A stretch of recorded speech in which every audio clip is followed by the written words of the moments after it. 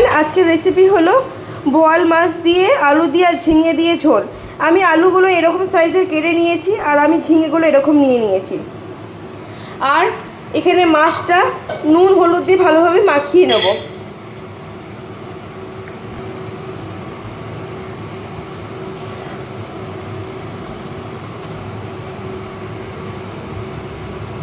লেজটা কত বড় দেখুন, এত বড়। আচ্ছা, এটা সমুদ্রের বোয়াল, তো এমনি নর্মাল বোয়ালের থেকে এই বোয়াল মাছের স্বাদ প্রচণ্ড বেশি হয়। আচ্ছা, আমি কড়াইয়ে তেল দিয়েছি, তেলটা ভালোভাবে গরম করে নেবো, একদম গরম, চড়া গরম করে নেবো। আচ্ছা, আমি তেলের মধ্যে 1 চিমটি মতো নুন দিয়ে দেবো। নুনটা কেন দিলাম না, নুনটা দিলে মাছ ফোটে কম। এই বোয়াল মাছ আর মাছ এগুলো যদি এই গরম তেলে মানে তেলের মধ্যে যদি একটু নুন দিয়ে দেওয়া হয় তাহলে মাছগুলো ফোটে কম বা ফুটে গায়ে আসে কম। আমার তেল সম্পূর্ণভাবে গরম হয়ে এসছে। এবার আমি মাছগুলো দিয়ে দেবো এক করে। এই মাছ ফোটে প্রচণ্ড, ঢাকা দিয়ে করা হচ্ছে।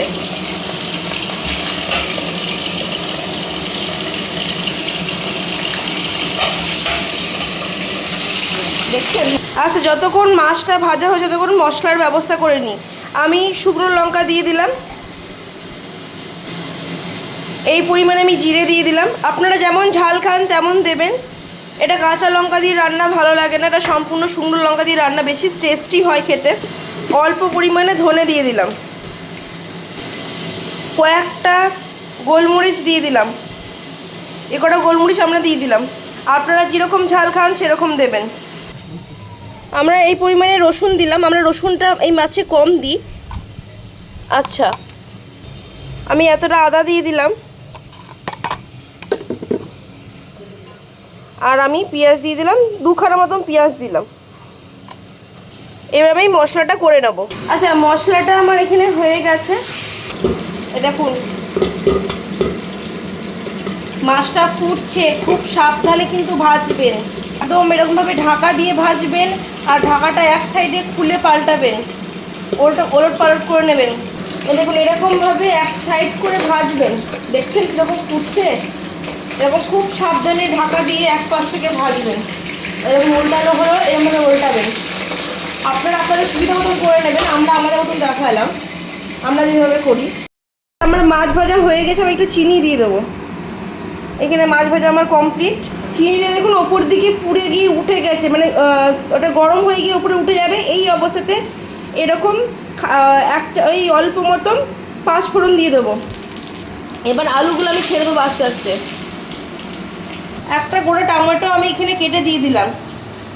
আর আলুটাকে ভালো করে নেড়ে নিয়ে ভাজতে দেবো, ততক্ষণ আলুটা লাল করে ভাজা হোক। আলুটা লাল করে ভাজা হয়ে গেছে। এবার যে মশলাগুলো ছিল সেগুলো সব দিয়ে দেবো। 1 চামচ হলুদ দিয়ে দেবো, স্বাদ মতো নুন দিয়ে দেবো।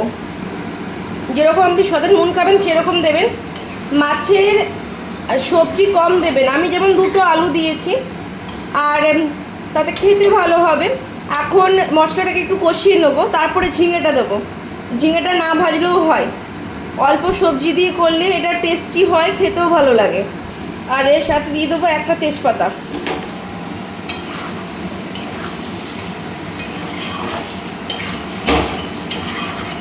একদম গ্যাস কমিয়ে ভালো করে মশলাটা কষাবো। মশলাটা একটু কষিয়ে নেওয়ার পর এই যে ঝিঙেগুলো কেটেছিলাম সেগুলো দিয়ে দেবো।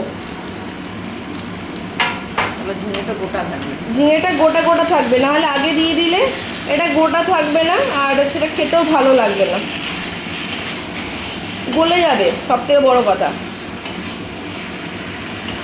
আর গলে গেলে কিছু পাওয়া যাবে না। এবার যে খাবার সময় যদি একটু ঝিঙে টিঙে না পাওয়া যায়, একটু গোটা গোটা না পাওয়া যায়, কাউকে বাড়িতে লোকজন এলে সার্ভ করতেও অসুবিধা হয়। তো এইভাবে দেবেন, এভাবেও খেতে খুব সুন্দর লাগে।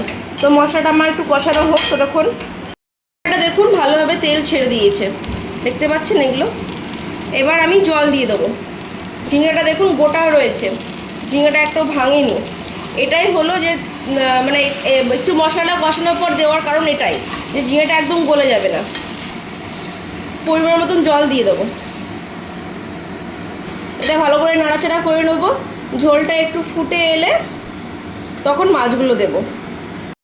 ফুটে উঠেছে, এবার মাছগুলো দিয়ে দেবো এক এক করে। আলুগুলো আমার সেদ্ধ হয়ে গেছে। এই মাছগুলো দিয়ে 15 মিনিট মতন ফোটাতে হবে। এরকম অবস্থায় ছেড়ে দেবো, ভালো করে মানে যাতে ঝোলের মধ্যে পুরোটা মিশে যায়, তাই একটু ইয়ে করে দিতে হবে, ঝোলের ভেতরে ঢুকিয়ে দিতে হবে আস্তে আস্তে মাছগুলো। এইভাবে 15 মিনিট ফুটতে দেবো। আর ঢাকা দিয়ে গ্যাসটাকে একদম কমিয়ে রাখবেন, কমিয়ে পাক্কা 15 মিনিট। বেশ কিছুক্ষণ হয়ে যাওয়ার পর দেখি কীরকম অবস্থায় আছে। মাছগুলো দেখুন ভালোভাবে ফুটে গেছে, দেখুন ভালোভাবে ফুটে গেছে আর মাছটা একদম রেডি হয়ে গেছে, ঝোল আমার রেডি হয়ে গেছে। এটাকে এবার নামিয়ে নেওয়ার পালা। আলু দিয়ে ঝিঙে দিয়ে বোয়াল মাছের ঝোল আমার কমপ্লিট। এভাবে রান্না করে দেখবেন, নিশ্চয়ই খেতে ভালো লাগবে। মাছটাতে কাঁটা কম, যারা খাননি তারা অন্তত একবার এরমভাবে রান্না করে দেখুন। বোয়াল মাছ ভীষণ সুস্বাদু হয়, সত্যি কথা। তো একবার করে দেখবেন, খেয়ে কেমন হয় আমাকে অবশ্যই কমেন্টে জানাবেন। থ্যাংক ইউ সো মাচ পুরো ভিডিওটা দেখার জন্য। টাটা।